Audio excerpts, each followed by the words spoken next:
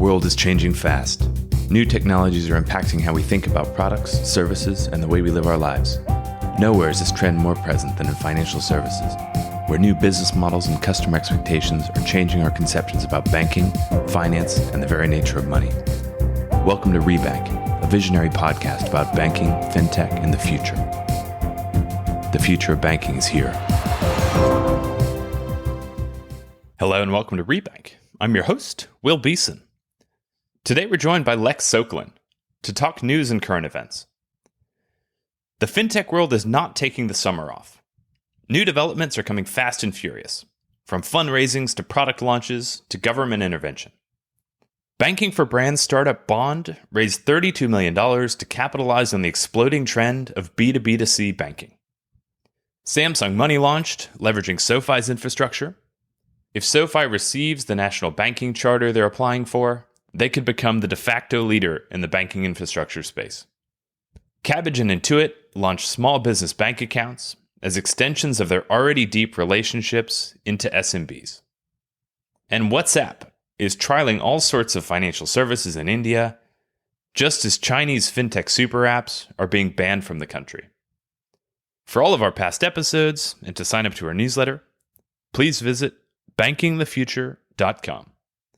To follow Lex's amazing work, please visit fintechblueprint.com. Thank you very much for joining us today. Please welcome Lex Sokolin. Lex Sokolin, welcome to Rebank. Wonderful to be back. I've been missing our conversations. Same here. How are you holding up over there? How am I holding up? Why would anybody ask that right now? We're doing great. You know, coffee has caffeine in it. Everything's fantastic. Excellent.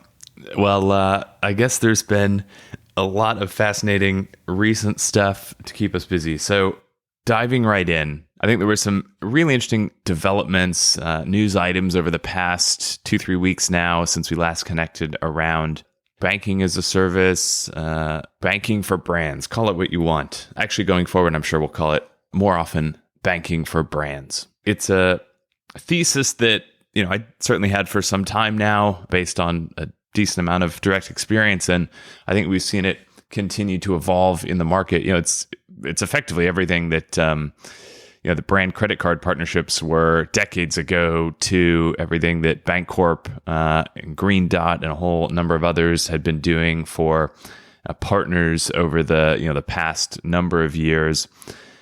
We're just seeing a continued evolution. So it's everything from the thought machines of the world extending their, I think it was a Series B, which they had initially announced maybe earlier this year. They'd raised like $83 million from Draper Esprit and a number of others. They've, I think, added 40 plus million onto that. Thought Machine, fantastic company looking at doing core banking infrastructure differently. Paul Taylor is an extremely talented engineer, a visionary founder. It's everything from that to funding news from a company called Bond, who I guess I kind of know tangentially. They raised $32 million from Goldman Sachs and MasterCard and others, basically to continue to abstract banking functionality into technology that sits above banks, that plugs directly into fintechs or consumer brands to help deliver banking experiences to end users, and that importantly is kind of sponsor bank agnostic. If you look at the reality of building in this space, right? If you want to launch a checking account and a debit card, like so many have done. In fact, I'm sure we'll get into some others later on in this conversation. If you want to launch that sort of offering, right now you basically go to maybe it's a Galileo and a Marqeta as the card processor. Maybe it's a Bancorp or a Cross River or a Green Dot or a Radius or one of a relatively long list of others in terms of sponsor banks. And you spend the better part of, 6 to 12 months, depending on how innovative you want to be, pulling all the pieces together. dealing with risk management, regulatory compliance, setting up the right team, the right architecture, the right offering, getting all the approvals you need. It's no easy feat. Everyone's doing it, but it's not as easy as it could be. So Bond, and surely others to come and others that are already working on the problem are looking to make this more plug and play. It's kind of a thesis that we've heard about for a number of years now. Railsbank comes to mind, for instance, looking to make it easy to kind of connect with banking products and issue them if you're a fintech. I think Bond is definitely onto something. It's maybe the time is right. Maybe the time is right more than anything. Yeah. The co-founder and CEO is the former COO of Twilio, so definitely understands the integration and kind of the connectivity and communication via software space. It'll be really interesting to see where all this continues to go. Yeah, this piece of news sticks out to me for a couple of reasons. I actually did not know that Twilio's executive was involved. That colors it in yet another way. Twilio is massively successful, and they had started out as a very precise communications-focused API, getting that text on your phone when a website wants to two-factor authenticate you. And they grew into just a fantastic company that ended up being a call center platform. So that one line of communication became a modern communication platform as a back end for a lot of large institutions. And so that definitely is a team to bet on. The other thing that stuck out at me was this categorization of brand banking, and it is something you've flagged for me before, and seeing this as a label is really brings a bunch of things together, and maybe this is a vector for fintech venture investment going forward of who is the best at enabling completely non-financial groups of customers to have financial products offered to them, right? So this isn't like banking as a service necessarily, which wants to enable fintechs that provide financial services but don't have the regulated entities to do it. Banking as a service kind of packages up things that financial offerings that those fintechs can then distribute. This is about packaging up financial services to brands, and in my mind, brands are things like, Nike or the Travelocity insurance example, and so on. So it's really driving much more closely to the consumer. And then I think one distinction that sometimes gets lost in the word salad of, banking as a service, banking platform, all this stuff. The thing that gets lost here is there's one innovation theme, which is innovating the technology on which the actual bank sits. And this is what Thought Machine is doing, is redoing the core banking platform, which the bank is using to operate. And when you see IBM or Microsoft fighting for the cloud of the financial services industry, it's very much in this vein of let's get things out of the closet, out of the proprietary servers, off the mainframe, and have a new technology infrastructure on which our financial institutions run. And that's the core banking theme. This is very much on the other side of what the bank does after it has packaged everything into products and applied its licenses and kind of stood up the ability to interact with its accounts, and then piping that through into the consumer footprint. And so I think it's a really interesting twist, and maybe we notice brands like Intuit and Kabbage play with these ideas for small businesses. How do you think about those developments?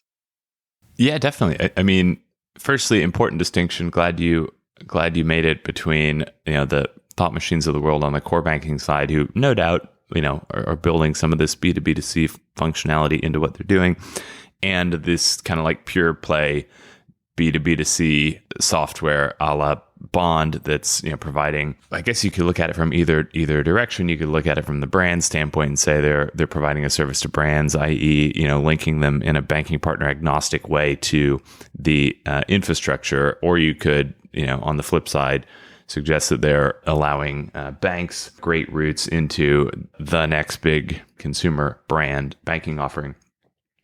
Maybe one that's just worth mentioning before we dive into the small business accounts is Samsung Money. So the SoFi plus Samsung offering that had kind of been announced, or at least first discussed a few months ago, coming to fruition now.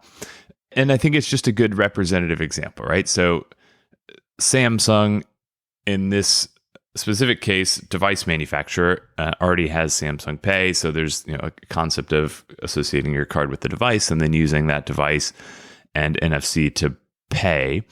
Now you can basically open a Samsung bank account, in short, right? So you can extend that payments functionality into a cash management functionality. And if you spend on the Samsung card that's associated with that account, then you accrue effectively rewards points for Samsung goods that effectively have a very low kind of cost basis for Samsung in terms of their ability to gift them away, but potentially have high value for users, and therefore it's kind of a margin arbitrage for Samsung around incentivizing customer usage of their account. And for clarity, those I think who listen regularly or operate in the space, generally the two main revenue drivers for the checking account plus debit card business model are an interest revenue share on the account balances side and an interchange share on the debit spending side. So you're kind of incentivizes the program to both build checking and savings balances, but more importantly to get users to spend on your debit card. And so Samsung has done that in conjunction with SoFi, and this is where it gets really interesting. So the account that they're doing this through, which is, as far as I can tell, the equivalent of SoFi's cash management account that they offer directly to consumers, is not actually a bank account. So they're not operating on this traditional sponsor bank model per se. They have gone the FINRA route, i.e. the investment company brokerage account route, where they're not directly covered by FDIC insurance. I guess they're probably covered by the brokerage equivalent, yet they're able to offer effectively the same functionality: ability to hold a cash balance, ability to move payments in and out, all the same functionality as a bank account, except without the deposits sitting on the balance sheet of a sponsor bank. So there are actually some interesting examples of companies that have gone this route. Aspiration is another one based out of LA, socially conscious digital bank. And there are a number of others. It's a different take on the same model. Just to push on this, just so I can understand and clarify. In the SoFi case, you're saying they are sitting on like a trust company cash sweep or like a money market fund? They are that, basically. They are that. Yeah. So SoFi it's is because you can't. I don't think you can say that you are a bank and offer a cash sweep. And Robinhood did this. Robinhood said, we're going to have like a bank account for you. And they were planning to do a cash sweep. And I think the SEC or maybe the OCC ended up, slapping them on the wrist. They had to backtrack. It's all in the wording, right? It's called Samsung Money. It's similar. It's called SoFi Money. It's a money management account or a money management platform. It's not a checking account or a savings account. They explicitly say that. Now, there is an FDIC component via a deposit network.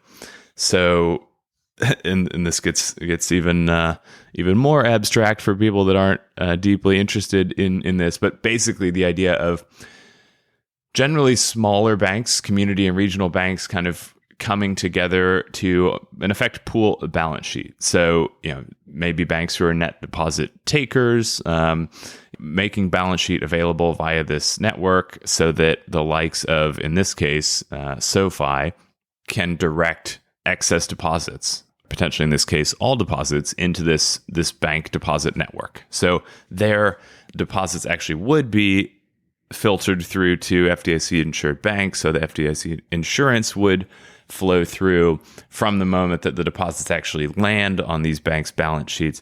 It's quite complicated, and I guess you can see now why there's a benefit to a brand in having a dedicated software or platform partner like Bond who's taking care of this for you.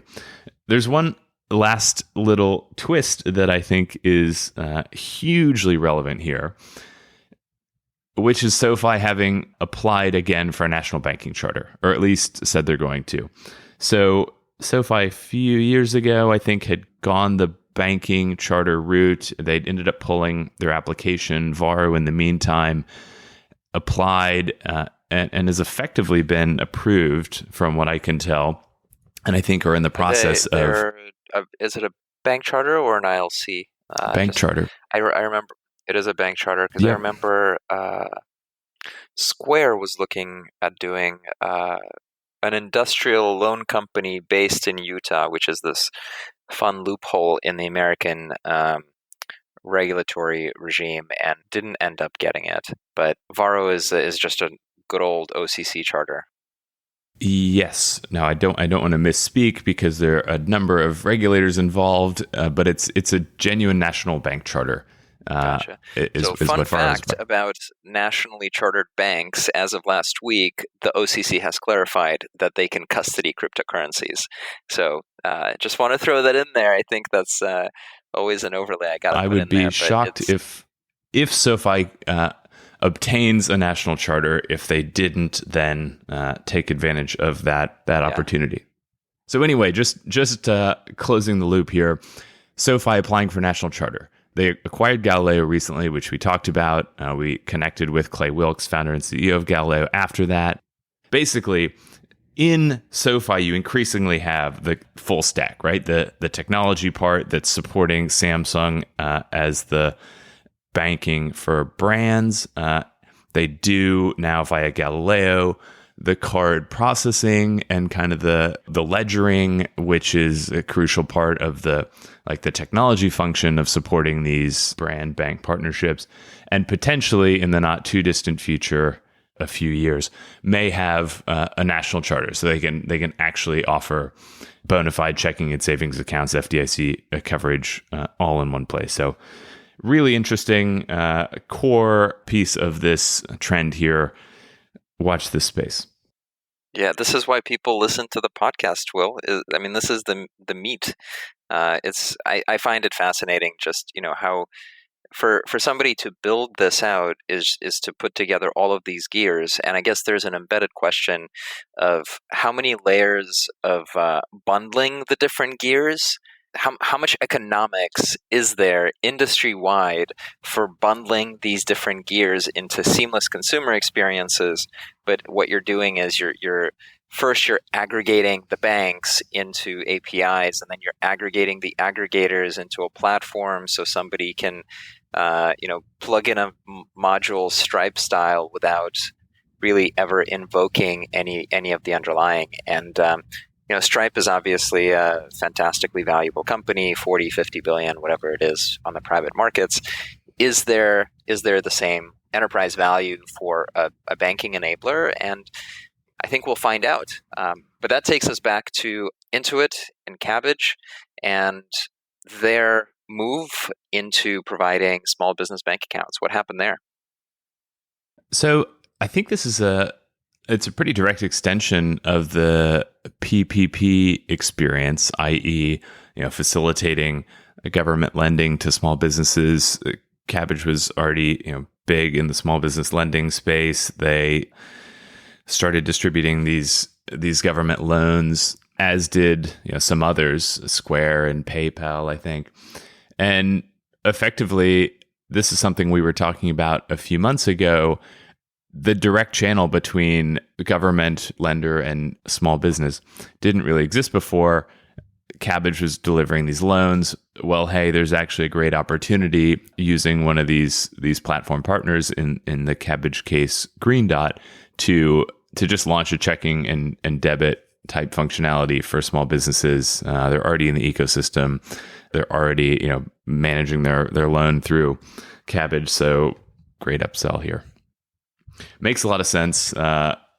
Core to this whole conversation around platform banking. And Intuit and QuickBooks, one of the biggest small business accounting platforms, has effectively launched the same thing. Everyone's doing it.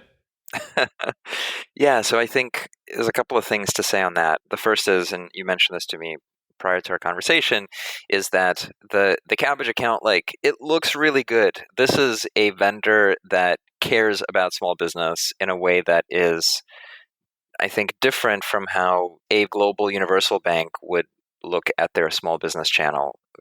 These customers are more important to Kabbage, which is more focused on them, and which crafts experiences that are far more customer centric than maybe what you would get at like a national size brand name. And so it's really great that these small businesses are getting good product. I think that's really nice. We're going from the sort of B2C retail revolution now to more and more small business focus, in very large part because of the money that's flowing from the government as a result of COVID. The interesting thing about Intuit is there's two things. One is, of course, the fact that they bought Mint in 2007, which for me kickstarted all of fintech in its current iteration. So data aggregation, Plaid, you could tie all of that story to personal finance management and Intuit and Mint.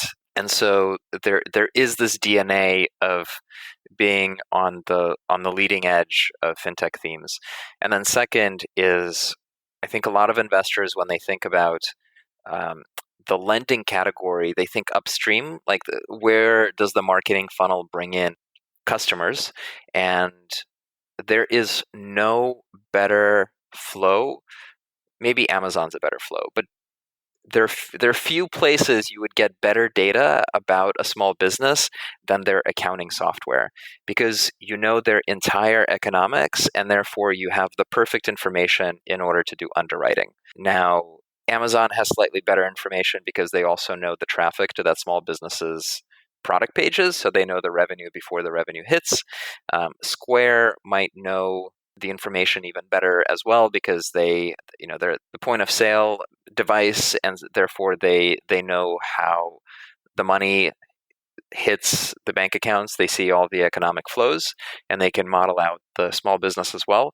And so you start seeing in these funnels embedded small business lending arms, like Square Capital, for example, that are there to help these customers grow, and the software becomes like a lead gen for the underlying financial product.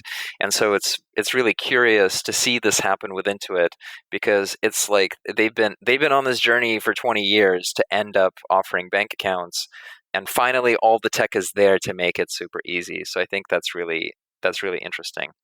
The corollary, and I think this is a sad corollary, is a company called OnDeck. And Kabbage and OnDeck, in my mind, are essentially the same company.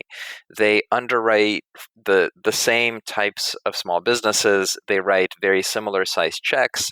They were founded around the same time, and they saw similar levels of mindshare and brand success around the same time. And I think, in aggregate, there's been billions that have flown through OnDeck. The actual number is 13 billion originations to date to support small businesses over the last 14 years. The main difference between the two is that Kabbage stayed private and continues to be worth several $billions on the private market, continues to raise money in order to launch new features like these bank accounts and to arbitrage the government funding and so on. Whereas OnDeck went public. And they went public a few years ago at $1.4 billion valuation, and they raised $200 million. and it sucks being public. Their valuation collapsed by 80% over time, just from being treated as a banking company rather than a tech company. And then through the COVID crisis, because of the small business exposure, their portfolio soured. Lots and lots of their underlying borrowers can't pay back what it is that they owe. And this is all done in a public company, so all the information is transparent and mark to market immediately. And so OnDeck's value fell to something like $50 million, with each share being worth less than $1 a penny stock. And I think this is just a really sad outcome. The news recently is that OnDeck is being acquired by Innova, which is another public company focused on lending, $500 million market cap, not a gigantic player, and one that's primarily focused on consumer and payday. And they're buying OnDeck for $90 million, 90% of which is just going to be in Innova stock.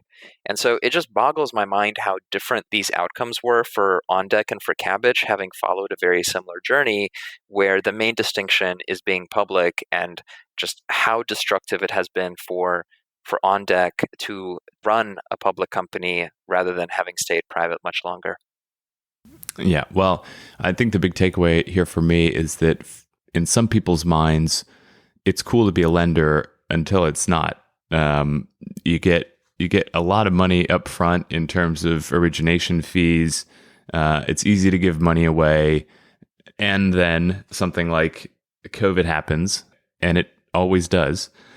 And apparently OnDeck, by the end of June, had basically 40% of its book at least 15 days past due. So it's not as easy, it turns out, as just giving money away. It's also about doing it in the right ways to the right companies and managing your credit portfolio over time. Now, this is hopefully a cautionary tale to the clear coming wave in consumer fintech toward lending, especially to subprime, underbanked, and until recently unbanked consumers. I'm personally a bit concerned about where all this is going to go. This kind of combination of digital banks under pressure to be profitable, to solve unit economics, an increasing number of checking account plus debit card offerings, people looking for the hook or leg up on competition. It was get paid 2 days early for a while. There are a number of those offerings in the market now. Does it increasingly become credit? Is it responsible, both from the lender's perspective and the borrower's perspective, and importantly for the industry more broadly, the economy more broadly? Are we going about this in ways that are actually constructive as opposed to short-termist and value destroying? Free money to everybody. CARES Act. Yeah, exactly. Okay. It works when they don't have to pay it back. Well, you're going to get me into the Federal Reserve and not having to pay back what we print, but that's a whole other conversation. So we know that right now the tech companies are testifying in Congress about what it is that they're going to do to improve the way that they deal with customer data and the role that they play in society. And while that's happening, I think a really interesting corollary is what is happening in India. And remember, the broader context of these geopolitical moves is that, unfortunately, there's a technology Cold War, as people describe it, between the U.S. and China, and that's been playing out in Huawei and the 5G battle. That's been playing out in how people talk about TikTok and the apps there. That's playing out in the blockchain services network that China is launching throughout Asia and Africa and the Middle East, and what Americans are doing about that. And obviously that's playing out at the level of the Communist Party and Trump and sort of like the toxic narrative there. And so in this context, in India, there are two pieces of news. People didn't write about them together, but I saw it, and it's just like it just clicks as a really interesting and weird development. And so the first headline is that WhatsApp, Of course, we know that WhatsApp is owned by Facebook and is just Facebook by another name.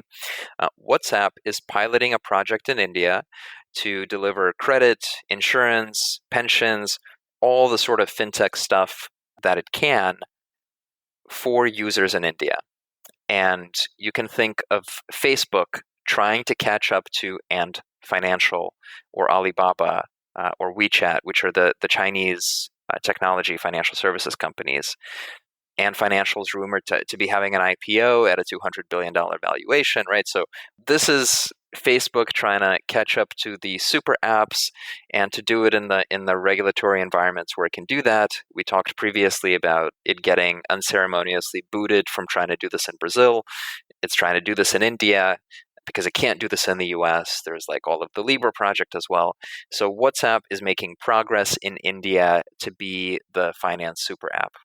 At the same time, India has just banned something like 59 Chinese apps for the stated reason very similar to what the American pushback is, which is they are essentially surveillance apps and they're data pipes back to the Chinese government about the activity in those apps.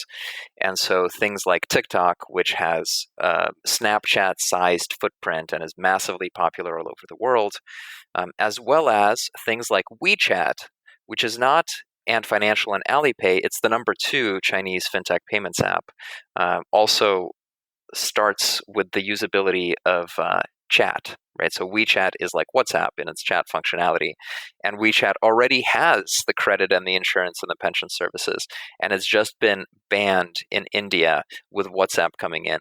So it reflects a dynamic that's not driven by capitalism or like the success of an app, of how well it's built. It reflects a dynamic of geopolitics. And so I wonder what you think about, the prospect of these global apps and how politics impacts whether these things can be successful. Like, they are now so big that the determinant is not like which app is better and which has a better bank account, but which country does India want to side with in these tectonic movements. There's so much here to unpack. I am surely unqualified to do it. As you get companies that are bigger and bigger with serious global footprints, whether it's Alibaba, Ant Financial, WeChat, Facebook, Google, potentially, the likes of, SpaceX or Tesla or strategic technology companies. And that can either mean, the engineering work that they do or the data that they have access to. Once you hit a certain scale, then it's political by nature. India and China traditionally have a very antagonistic relationship. The US and Russia, the US and China have antagonistic relationships traditionally. Yeah, it feels in many cases like a bit of a return to the past in a world that many of us feel like had been moving toward a place of connectivity and globalization and openness.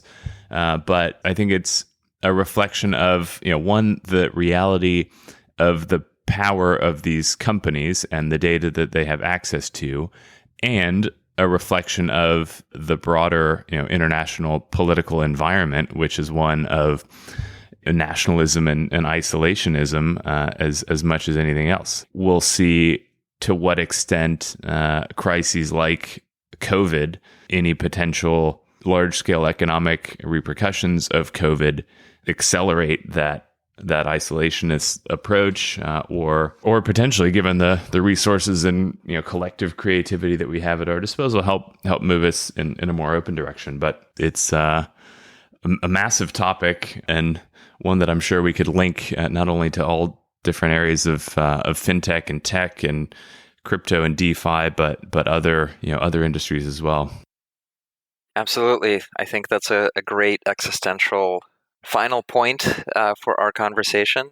It's almost uncanny to see the fintech industry grow up from a lot of young teams and projects trying to figure out a better way to do banking to now being part of this really of this global movement. So it's moving faster than ever, and hopefully we'll get to a place that is productive and not a toxic one. 100%, and I don't think by any stretch that's a given, getting to a productive place rather than toxic one. There are just a lot of, both geopolitical, but let's leave that aside. Even just incentives and alignment considerations around profitability, solving genuine problems for users, what makes sense for businesses, what makes sense for customers. Banks are one of the most hated industries because of this general misalignment of interests with their own customers. The lender-borrower relationship is one of mistrust and kind of zero-sum. Value taken from one is value generated by another. Can we, through fintech, get beyond that? Or are we just going to get back to that same place in a way which is kind of hyper-scaled and hyper-pervasive, potentially not having delivered the positive outcomes that we would have expected to at the beginning?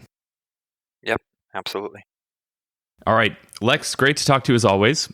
We will pick this up in the near future again. Sounds good. Take care of yourself. Lex Sokolin, thank you very much for joining us today. My pleasure. Thanks for tuning into Rebank. If you like today's show, reach out.